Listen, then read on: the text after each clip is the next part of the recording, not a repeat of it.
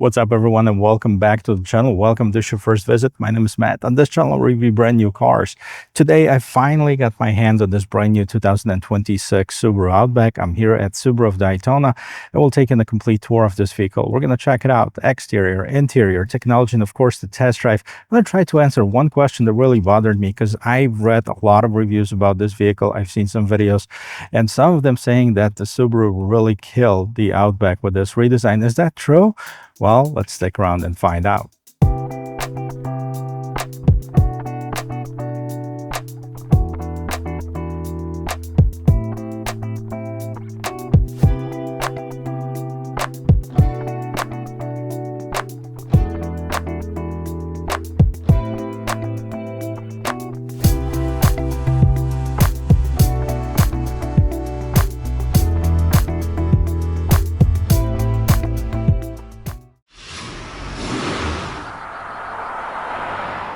Just like with any major redesign, there are going to be people who are going to love it, and there are going to be people that are going to hate it. Now, the Subaru Outback's been around for over 30 years. They got introduced in 1994, went on sale in 1995 right here in the United States, and it was basically a station wagon version of the Legacy. Now, it continued to be as such, built on the Legacy platform up until 2025 model year, but in 2025, Subaru discontinued the Legacy, so they needed to do something with the Outback, and here's what it is. Now, it changed the classification where it competes in the segment because it used to be a station wagon. Now it is an SUV. Well, let's start with the exterior, and you let me know what you think about this redesign. And as you can see right away, it looks completely different than the outgoing Outback. It is a little bit taller and a little bit wider than the outgoing generation. It also does not look like a station wagon, which for some people, it's a horrible thing. Some people can live with that. Let's take a look and see what's going on as far as the hood over here. Overall, a flat hood with this nice indent right there in the middle. If you like this particular color, they call it Sapphire Blue Pearl. Really nice and shiny, especially when the sun hits it. We're going to check it out, and once the sun comes out, oh, it's coming out right now. So anyways, we have the LED lights, daytime running lamps, turn signals, the whole 9 yards right here in the front. We also have a set of fog lamps right at the bottom, and this nicely textured trim. Now, if you're looking at this puddle of water underneath it, this is from the AC condensation, so don't worry, nothing is leaking out of this vehicle other than the excess water from the AC. Here at the bottom, we also find this matte black cladding that continues around the entire vehicle, and that surrounds the grille as well. But the Subaru logo is nice and bright, as well as this shiny black trim behind it. Overall, in my opinion, it's a great looking SUV. Now let's pop the hood open. Let's see what hides underneath the hood of this base trim. Here in the base trim, you'll find the 2.5-liter Subaru Boxer engine, so the flat 4 engine, 180 horsepower, 178 pound-feet of torque, made it to a CVT transmission, symmetrical all-wheel drive as standard. We have 25 miles to a gallon in the city, 31 on the expressway. Not bad, but I think it could benefit from the hybrid. But if you need more power, there's another engine available that's standard on the Wilderness and on the XT models. And there's a 2.4-liter flat 4-cylinder turbocharged engine with 260 horsepower. So if you want more power, definitely take a look at that one as well. Now, with this ugly prop stick on the side, kind of wish that was replaced by the hood struts. And we also have some sound insulation. So definitely, I'm going to check out the ride quality, quietness of the cabin at the end of this video.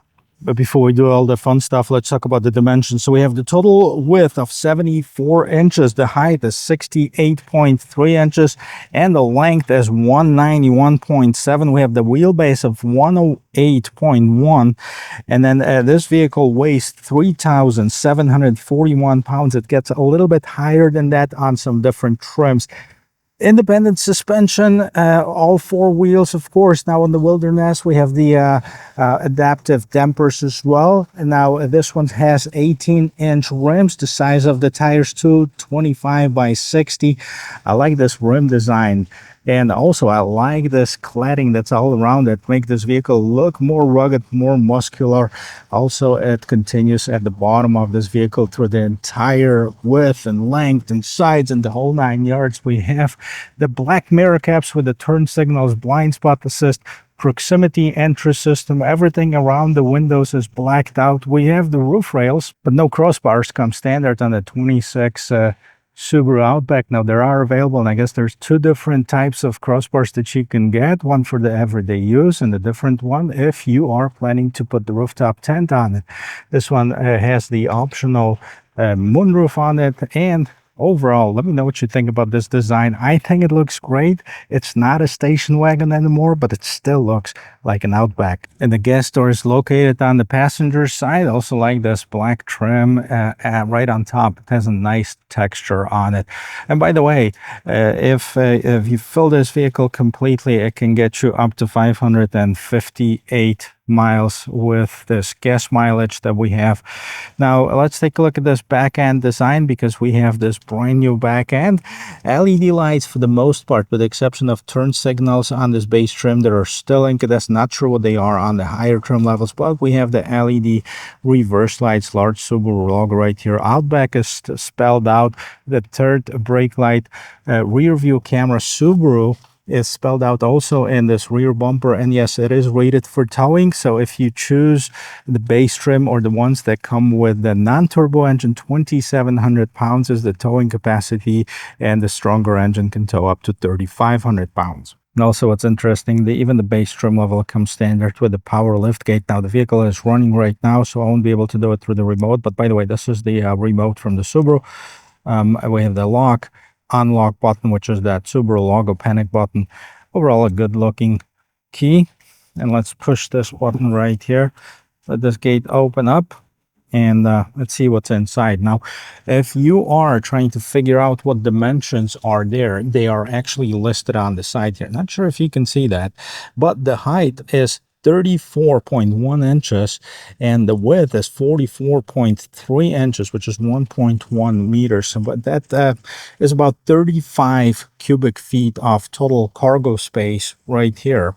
And if you are a dog owner and want to find out of how many dogs you can fit in here, so you can fit behind the with the seats folded down, 2 large dogs, because you have 75.9 inches of total room, 42.3 inches, you know, with the seats folded up. So I'm not sure what that is. Oh, this is the length of it. So behind the seat. So this length right here is 42.3 inches, and if you fold down the seats, it extends to 75.9 inches. Now you can of course fold down the seats. There's a lever right here. Boom, folds flat, both sides.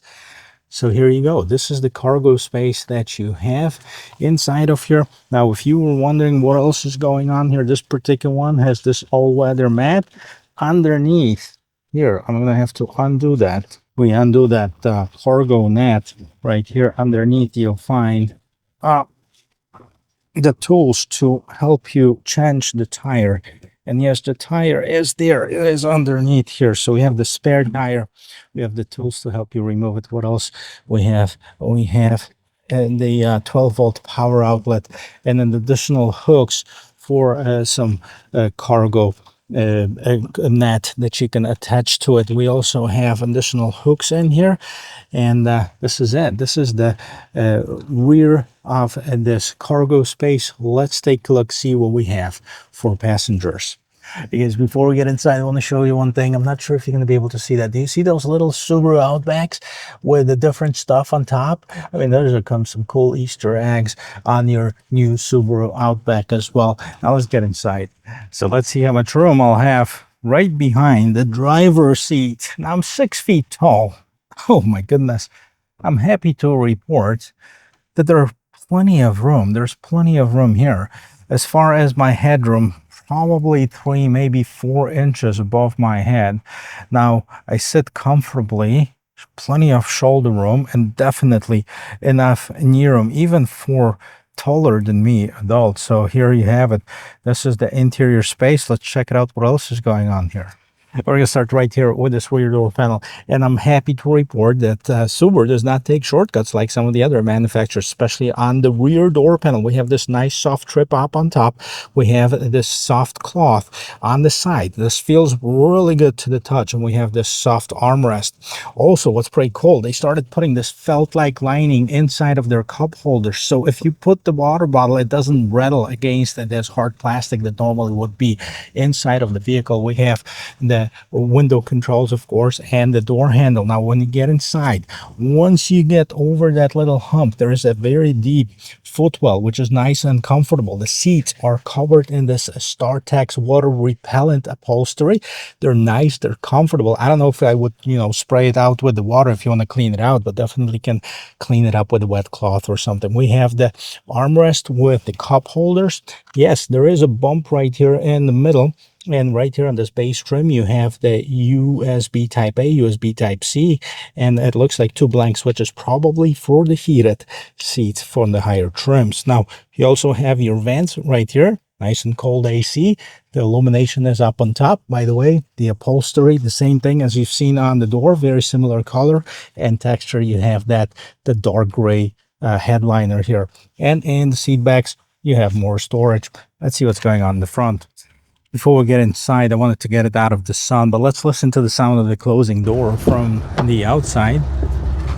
And boom, this is nice and solid. They also have some illumination in the mirrors itself. Not sure if you can see that right there. It shines on there.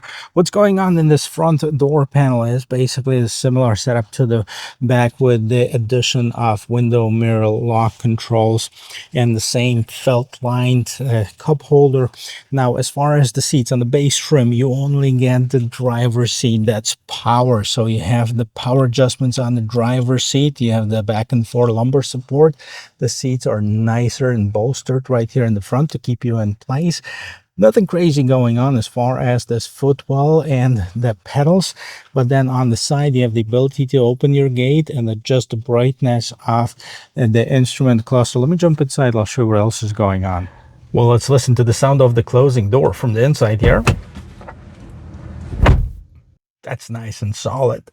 And I also like that they left this triangle little window here, and that gives you a great visibility of what's going on from the inside of this vehicle. And we have this completely brand new interior. But before I start boiling, let's push the button and get this vehicle started. Not sure if you can see those little warning lights that are blinking. That's what they are, the warning lights, in case you're approaching something too fast.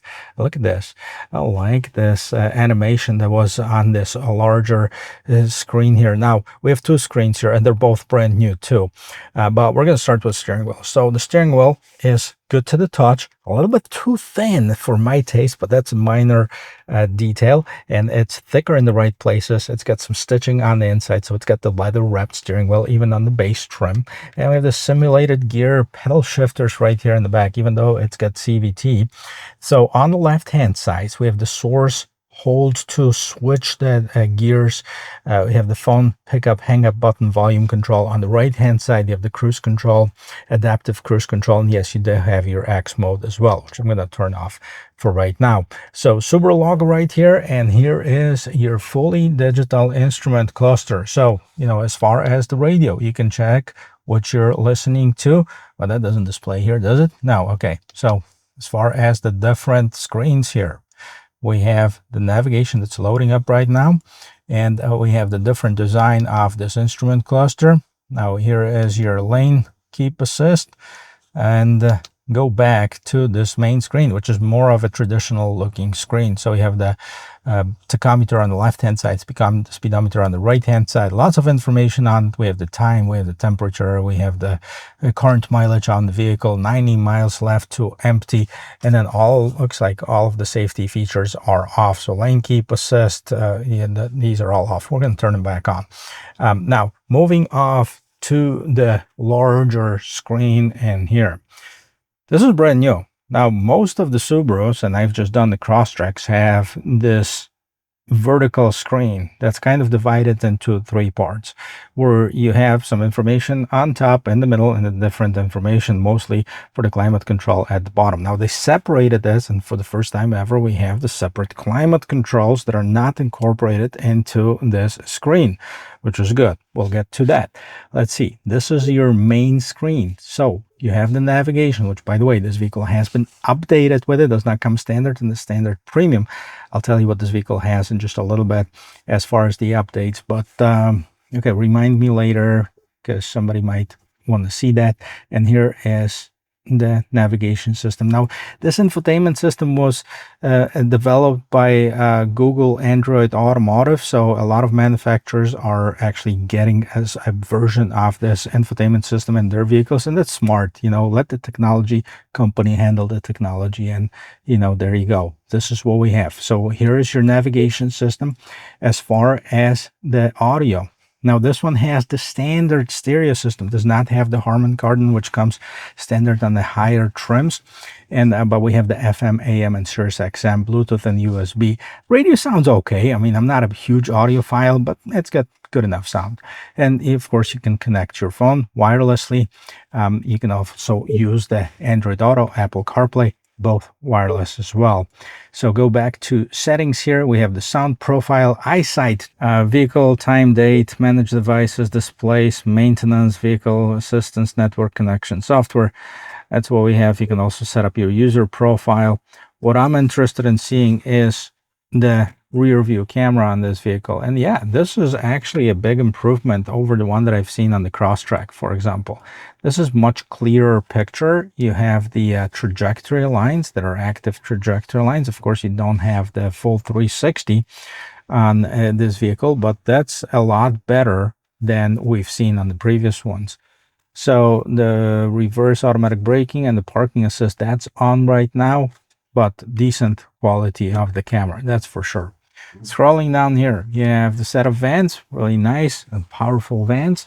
You have the same fabric as you've seen on the side of the vehicle, and of course, a little shelf right here for your cell phone or something that you want to put as far as the passenger. Now, here, Subaru people, because I'm pretty sure that you're going to know what this is for, because I'm not quite sure even where to touch this, but here it is. This is something that's probably some subby owners or subby owners. Subby? How do you call it? Subby owners would know. Let me know what that is. Now we have the dual zone climate control, even on this base trim level right here at the bottom. And you can turn it on or off, change the different vent settings, fan speed, etc. We have the heated seats, and in this particular one, I'm pretty sure that this is part of the package that this one have. Well, I'll let you know in just a little bit. And we have the USB Type-C, USB Type-A, wireless charging pad, and the regular shifter right here. I also have the ability to turn on or off that automatic start-stop feature, off as far as the traction control, and the AVH. That, of course, is the auto vehicle hold, kind of like a brake hold on some of the other manufacturers. Now here we have the mirror with compass and the HomeLink system, and right here you have the SOS tilt and slide for the sunroof. Well, it's actually open up the manual sunshade to see. You can get more light, more air. You can just tilt it, you can slide the whole thing, it's up to you. Now as far as the visors, we also have the illuminated visors here. And that is it, guys. This is the interior of this 2026 Subaru Outback Premium, which is the base trim. Let me know what you think about it. Do you like it? Do you not like it? And what would you change if you were designing it? Guys, let's talk about pricing and take it for a spin. I love that the Subaru makes it easier on their website to find different trim levels and pricing all in one spot. You can also compare the pricing. So go to Subaru.com. If you're looking for one, you're going to be able to check that out. So first of all, the Outback Premium, that's the one that I'm sitting in right now. It's the base trim level, starts at $34,995. However, this one has a couple options, and it has a total MSRP of about $39,000. So I'll tell you in just a little bit what it has. The Outback Limited starts at $41,715, and the Outback Touring at $45,395. Those are Outbacks that are available with the base engine, just as this one. So we have that 2.5 liter non-turbo, 180 horsepower. Now the Wilderness is the first one that starts standard with the more powerful 2.4 liter turbo, 260 horsepower, and that vehicle starts at $44,995. The Outback Limited XT $44,365, and the Touring XT $47,995. So yeah, I can touch 50. Matter of fact, they have one in the showroom that's sold, but that one's about $50,000 with the total MSRP. So this premium one, of course, has the sunroof, so that's not standard. Now the color is standard. The Sapphire Blue Pearl is standard. We go to the packages next on their website.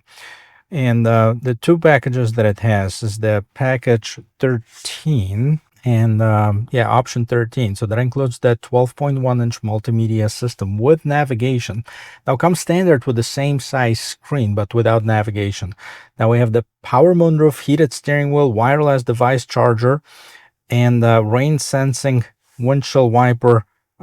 So that is what's part of that package 13. Now the total price on the $2,270, and we also have another package and this is Outback Premium Limited Plus package. $1,274 is the total price, and then includes the auto dimming mirror with compass and HomeLink all-weather floor liners, cargo net, rear bumper cover, and auto dimming exterior mirrors. So these are the two packages that I'm have on this vehicle that I'm sitting in right now. Total MSRP just over $39,000. I'll list everything in the description of this video. Guys, let's take it for a quick spin. Well, guys, we're going to start driving. I'm going to check out that turning radius in here. I found this parking lot here. I'm going to make a circle. Here you go. Woo, that's not bad at all. That's a pretty tight turning radius, considering this vehicle is 191 inches long. And we have great visibility. That's the first thing that I noticed when I sat in this Outback, is how well I can see to the outside. Of course, we have this corner windows on the side. Everything, and the windows now are taller because of the height of this vehicle. So yeah, definitely, it's like a big aquarium. They'll kind of need some tint, but yeah, we're gonna close this off. We don't really need that. I want to see the acceleration and see how this vehicle performs as far as that. So on paper, 180 horsepower. I mean, not the most, not the least, depending on what you're looking for in the vehicle. Well, guys, I'm stopped right here. Let's see the acceleration on this one.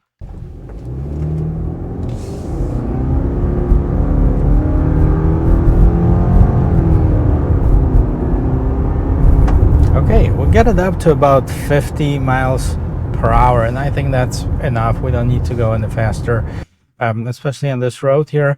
And definitely not, it's not the quickest thing out there. But if you're looking for something faster, maybe consider the Wilderness trim or the XT trims that have the 260 horsepower. That's 80 horsepower more. I'm going to try to bring that on the channel soon to see how that's driving.